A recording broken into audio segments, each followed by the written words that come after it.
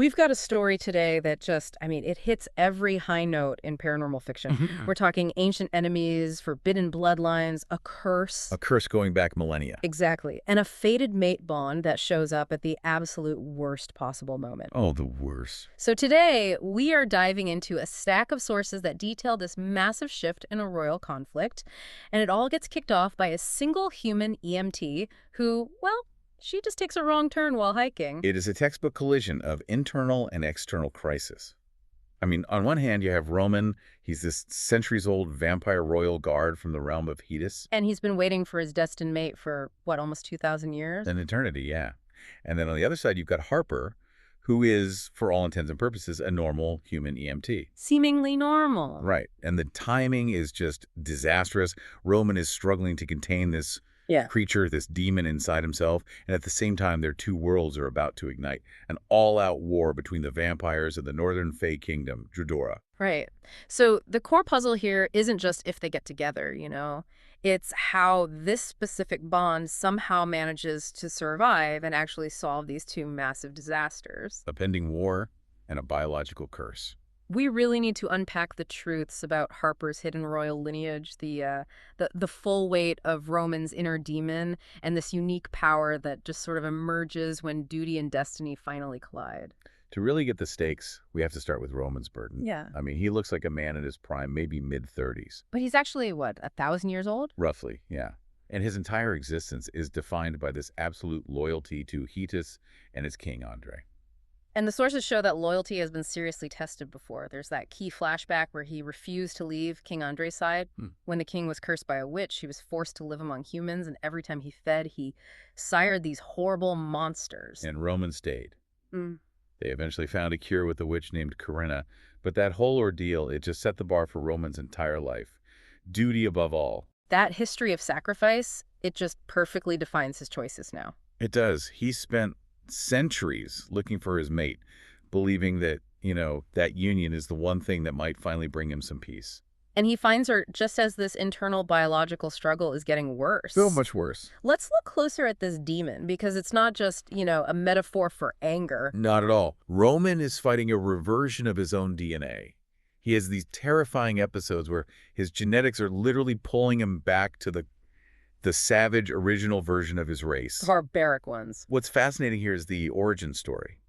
These original frightening creatures, the ones he's so afraid of becoming, they were engineered by an ancient fae named Jara. So this isn't random. No, it's a living consequence of ancient fae meddling in vampire evolution. It's like an inherited biological debt that the vampires are still paying. And he just knows that if he fully reverts, he will destroy Harper. Without a doubt. So this threat is so real to him that he decides the only moral option is to just remove himself. To enter stasis. Right. A voluntary, prolonged sleep that could last for years, maybe longer. He's choosing duty and her protection over his own destiny. Which is such a perfect counterpoint to Harper's story. While Roman's grappling with 1,000 years of history, Harper's life is defined by one single catastrophic event that just happened. The car accident, a year ago. Her best friend, Sammy, died instantly. Yeah, she's just drowning in survivor syndrome. And she's completely disconnected from this supernatural world. But at the same time, something is pulling her into it. After that trauma, she develops this uncontrollable healing ability. It starts small, like these things often do in the sources, healing houseplants, little cuts. But it gets out of control so fast. So fast. We see that escalation when she's treating a patient in emergency with a 6-inch gash open to the bone. And she watches in horror as the wound just heals itself right in front of her eyes. Her power is now this source of complete terror for her, not a gift. She thinks she's having a mental breakdown. Or, in her words, that she's a freak.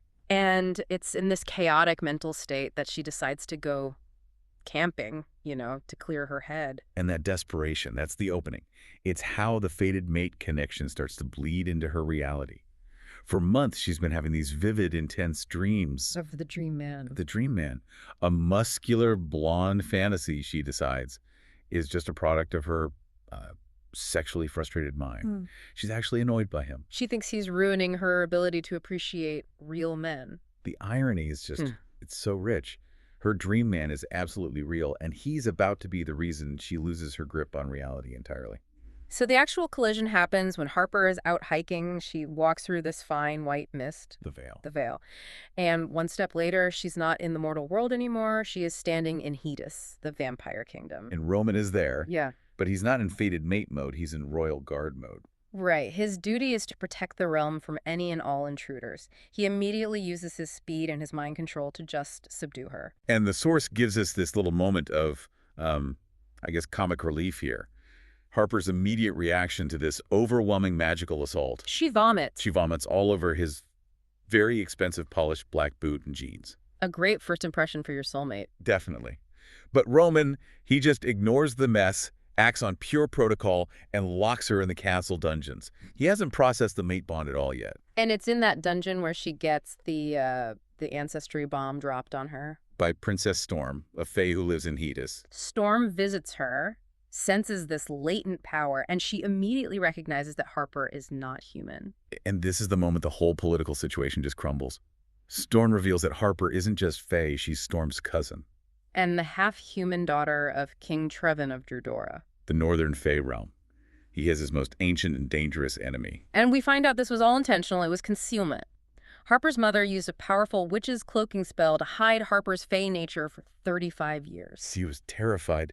King Trevin would claim his powerful royal heir and just take her away. Think about the political weight of that one spell. For 35 years, it basically maintained the peace by making the only heir of Drudora invisible. And it seems like Harper's powers coming out, plus her crossing the veil, that was enough to finally weaken the spell. And it exposed her at the worst possible time. Her very existence is now a political weapon. So while Harper's just trying to process that, she's fae royalty. Roman finally puts it together. That dream connection he's been having, it breaks through, and he instantly realizes the woman he threw in jail is his other half. He immediately releases her. He's horrified, apologizing for how he handled his own destiny. But it's too late. The external threat is already moving. King Trevin, Harper's newly revealed father, has tracked her.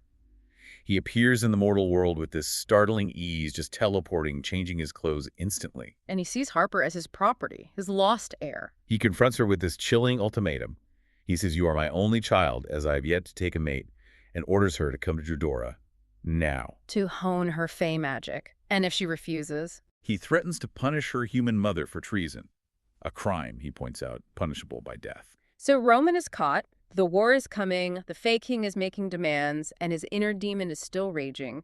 He makes this massive, heartbreaking choice. He decides he has to return Harper to the mortal world and immediately enter stasis. He sees it as his final duty, to protect his mate from himself, even if it means giving up their future. And this is where that fated mate trope becomes absolutely essential. It's not just romantic, it's their failsafe. Right. He confirms their telepathic bridge is active, and he vows he will dream of no one but her while he sleeps. And, more importantly, he promises to wake up if she calls for him. Before he leaves, he gives her this kiss, the kiss she recognizes from all her dreams. It's so familiar. It just reinforces that their connection is deeper than logic. He tells her, "You are my other half." He's literally banking on the genre mechanics of their bond to bridge a separation that he thinks could last for centuries. So Roman enters stasis thinking he's saved her. But that sacrifice, that honorable move, it immediately triggers the real betrayal. Absolutely. The true villains are already operating inside the Fae royal court. Roman is roused from stasis almost immediately when Harper is forced back into Drudora. He's ambushed. His wing is shredded by some unknown weapon, and he's captured. And the chief conspirator is revealed? It's Cassia, the sister of King Trevin's own personal guard, Galina. Cassia's plan is just.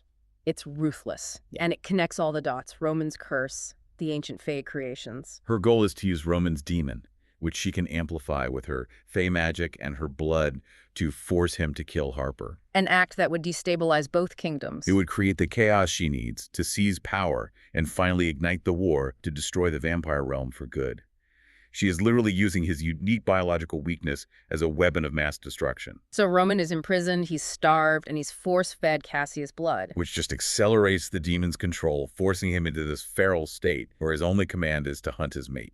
This is Harper's major turning point. She is done being the traumatized EMT. She's driven now by this intense burning pain from the hawk mating mark that's forming on her wrist. The bond is calling her. It is.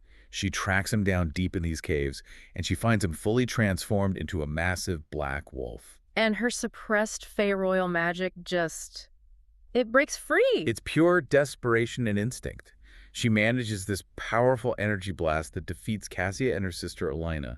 It's like an instantaneous activation of her true power. And then she uses every bit of strength she has to drag the unconscious Black Wolf, her mate, back across the Veil into the safety of Hedis. That's a heroine moment if I've ever seen one. Okay, so the immediate danger is contained, but Cassia's magic and the demon are still a threat.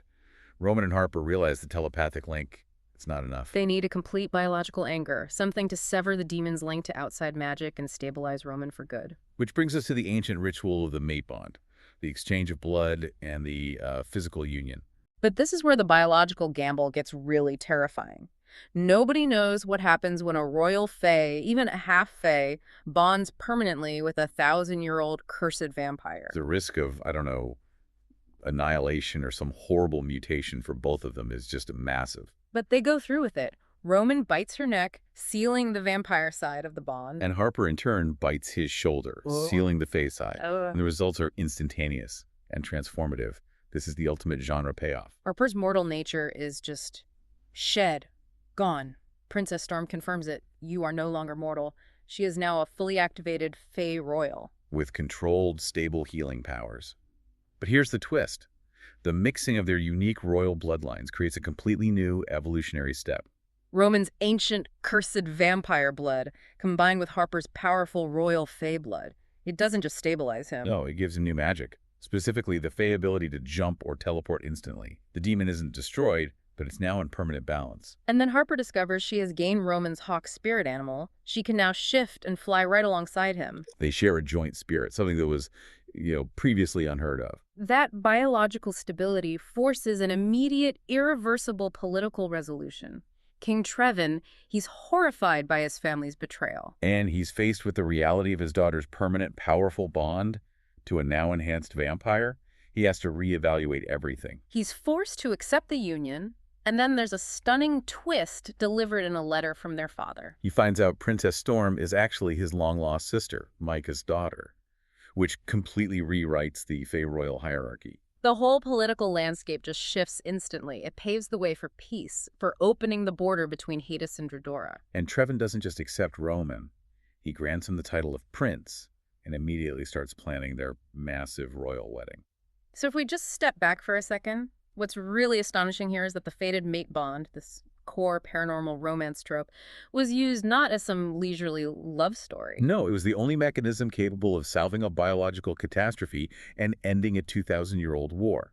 Exactly. The trauma, the danger, the shared threat of the demon, it accelerated their bond beyond any normal timeline. And it turned the human EMT, who was grappling with survivor syndrome, into a flying Fae princess who co-rules two realms. And the power transfer, Roman getting teleportation, Harper getting flight and control, that is definitive proof that their union isn't just a political marriage. It's a genetic upgrade for both races. Their shared hawk spirit, their merged abilities, it sets them up as something completely new in this world. Their bond was just so absolute, so powerful, that it overcame ancient curses, royal betrayal, and the threat of global war.